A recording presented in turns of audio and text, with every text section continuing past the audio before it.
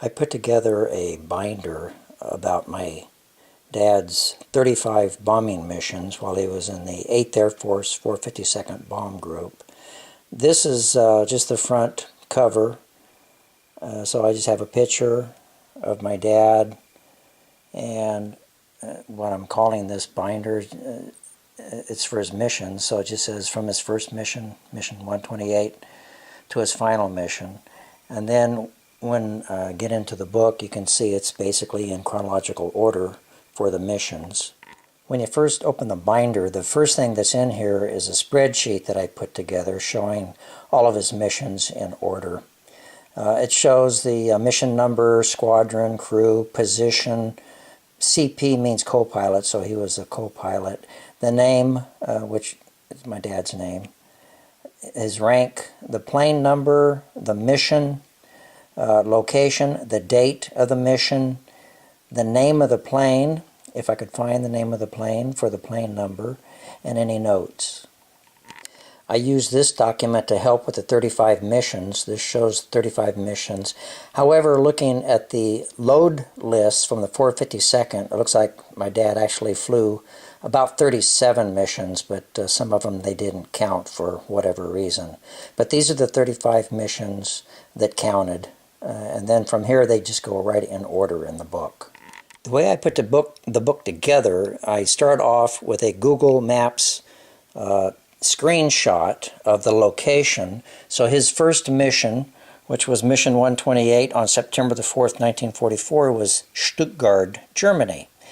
The thing about this, and I did put a little bit of information that whatever I knew, my dad did not make this particular mission because he had a mid-air collision. So this one did not count towards the 35. On this particular page, and for all the missions, I did the same thing. I went into the 8th Air Force, looked at the history, what was on that particular mission. Now this is mission 128 for the 452nd, however for the 8th Air Force it's mission number 605. So I put that data on the same page, so it's the target, the mission number for the 452nd, and the mission number for the 8th Air Force. After that, I have the load lists. So for each mission, I have a screenshot of Google Maps, a little history, a little bit about the 8th Air Force, other wings and groups that was with him. And then after that, I put the crew member names. Now the reason I have this circled twice, my dad's name is highlighted, and I have another crew that's circled. On the very first mission, usually the pilot and co-pilot go on a different crew. So my dad is with a different crew, not his own crew. This is his crew over here that he flew, I would say 70% of his missions with the people on this side. But again, the very first time a pilot flies, they fly with a different crew. So that's why he's with a different crew. The next thing I put in the binder for each mission, after the Google map, the 8th Air Force data, and the load list showing the crews, is a document that shows after formation which airplane is in what position, who's lead, who's low, who's high, and usually the way they put this together is they will put the pilot's name for the plane. Where it's highlighted it says Furbish.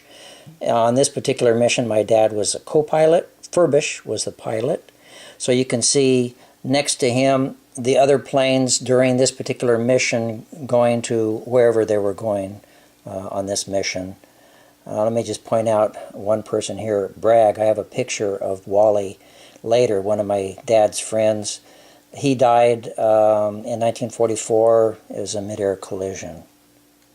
So this is the next piece of information for each mission. So after the formation, if I can find a picture of the airplane that my dad was flying during that mission, then I put that in the binder also.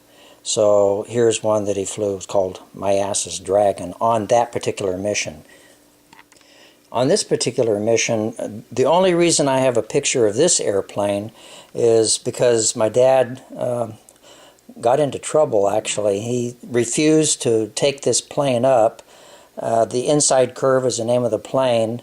The thing is, the crew that did take it up, when he refused, there was another plane, so they let him take another plane. When this one took off, it exploded in midair. And here's the list of the crew, and the documents say that it just exploded on takeoff. And again, here's the crew. Even though it did explode on takeoff, 2 people did live, and there's a story about this crew also. About halfway through his missions, after about mission 17 or so, he was shot down, so I have where that was located, and also I threw in the document that he saved, his missing in action document. At the end of the binder, I just put a section about some of my dad's buddies from the 8th Air Force 452nd Bomb Group. He was in the 730th Squadron. This is the pilot for most of the flights that my dad was on, or the missions. And here we have Andy. He was the navigator. They have both since passed. Here's the last surviving crew member, Jim Reese.